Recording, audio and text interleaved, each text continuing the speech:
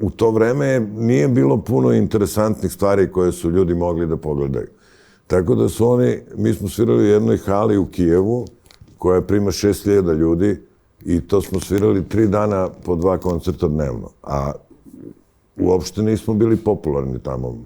Mislim, jer niko nije znao za nas, prosto to je bio grad na turneji. Nemo nikako da dozna. I onda, meni je isto bilo čudno što je sve puno.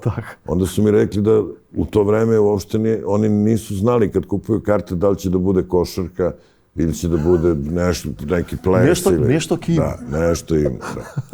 To je baš bilo mnogo smešno i puno rasprodaju se karte i sad to je hala sportska, ali ima parter i u parteru su stolice.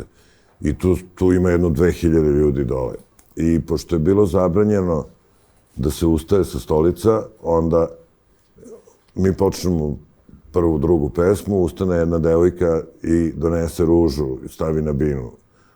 I sad posle 2 minuta dođe druga pa stavi ružu, pa treća i tako ceo koncert donose ruže, a niko nas ne zna, znaš. I ja pitam ovu ženu koju mi vratimo posle te ruže da ih prodaje opet, pošto smo imali 2 koncerta dnevno, i ja kažem zašto one nama donose ruže, pa kaže nije stvar u ruži, nego ona se lepo sredila, a pošto ne sme da ustaje, to je zgodna prilika da prošeta i da vidi je cela sala.